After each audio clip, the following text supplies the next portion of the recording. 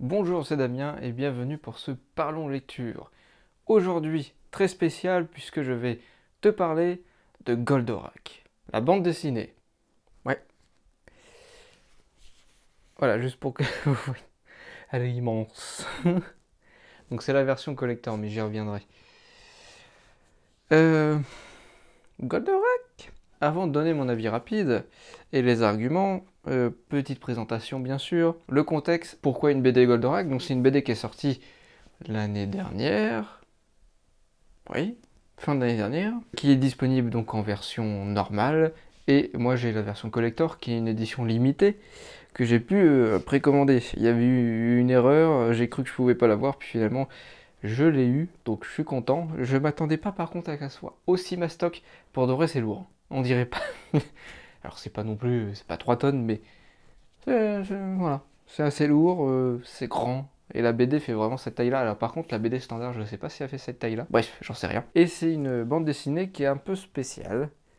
Parce que, il faut savoir une chose, c'est que Goldorak, il y a très peu de produits dérivés, si je puis dire. Parce que on va considérer ça comme un produit dérivé. Parce que le créateur Goldorak, qui est au Japon, donc Goldorak, ça s'appelle pas Goldorak au Japon, il veut pas vraiment faire d'autres projets. Tu vois, il accepte très peu de choses. Et puis il y a un petit groupe en France, un petit groupe de fans de Goldorak qui se sont dit tiens, et si on proposait la suite de la série en bande dessinée. Ils ont fait un message, ils l'ont envoyé au Japon, ça a été validé, ça a été accepté, et donc ils ont pu échanger. Et c'est ce qui a donné ce projet de BD Goldorak, de suite de l'animé, donc Goldorak. Donc bah c'est pour ça que j'ai sauté sur l'occasion, parce que j'aime bien Goldorak, et puis c'est rare les projets comme ça. En plus, c'est français, donc avec un univers japonais. Mais... Donc j'étais assez optimiste, j'attendais avec impatience cette bande dessinée, et je me suis dit, il faut que j'en parle une fois que je l'aurai lu. Voilà. Donc je vais pas vous parler de l'édition collector, je pourrais vous en faire une vidéo, une pause café au besoin. Je vais essayer de pas trop vous dire certaines choses. Je vais peut-être spoiler un petit peu, je vais éviter, mais au moins vous êtes prévenus. Donc mon avis rapide, c'est pas ouf. Voilà, c'est pas ouf. Il y a des bonnes idées, on sent que l'intention est là, mais il n'y a pas plus loin que ça. C'est-à-dire, tu sens que les mecs, ils aimaient Goldorak, c'est sympa, c'est joli, et c'est tout. Il n'y a pas autre chose, et c'est bien dommage. Alors, les arguments. Commençons par le négatif, avec, pour moi, le gros point négatif, l'histoire et le scénario, je les englobe, qui ne fait pas le taf. Alors, je comprends que c'est une bande dessinée et qu'il faut faire des choix, qu'on peut pas non plus faire autant de choses qu'on veut.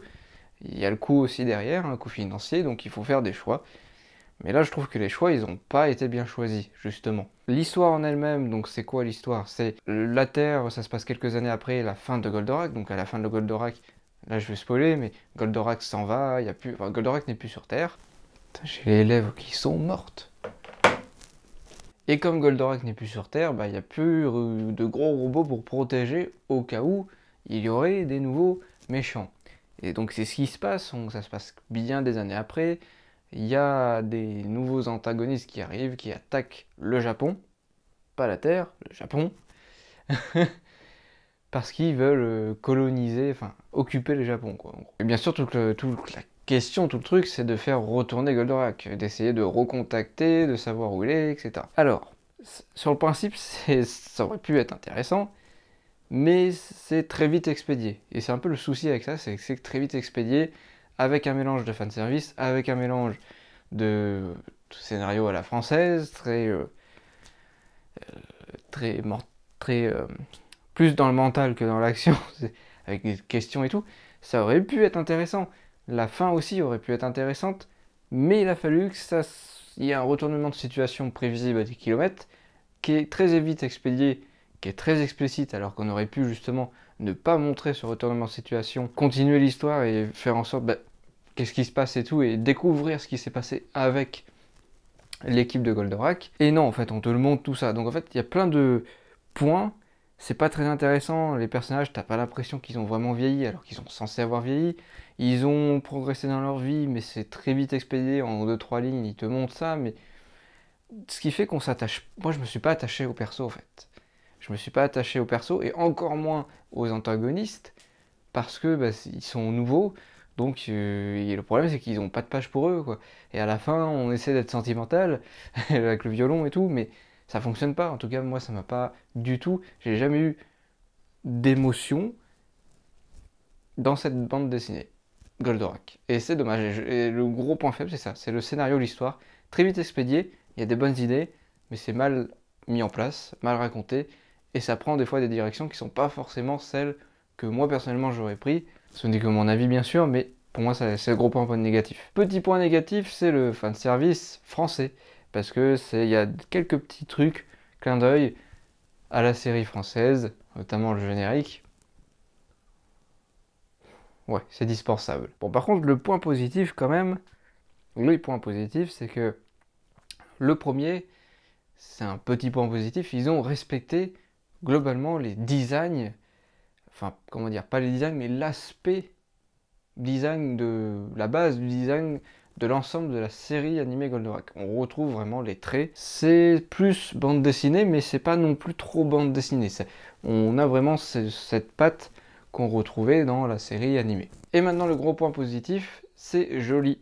Même si ça manque un petit peu de créativité sur certaines cases au niveau de l'action, qui est très peu présente finalement l'action, beaucoup de dialogue, c'est joli.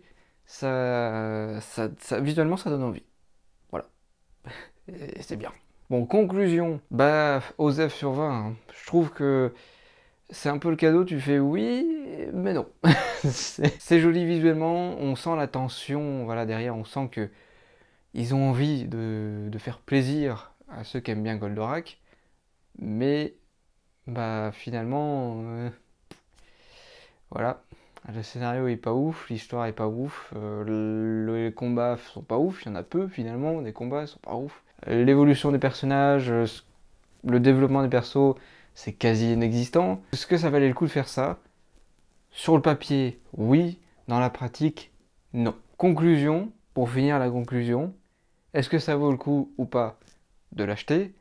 Si t'aimes bien Goldorak, pourquoi pas, à condition de prendre la BD à un prix raisonnable. Sinon, si Goldorak ça t'attire pas des masses, passe ton chemin, très clairement. Merci de m'avoir écouté, de m'avoir regardé, c'était Damien. À la prochaine. N'oublie pas de t'abonner à la chaîne, de laisser un pouce bleu. Je surveille, hein. Commentaire si t'as des questions. Merci, à la prochaine.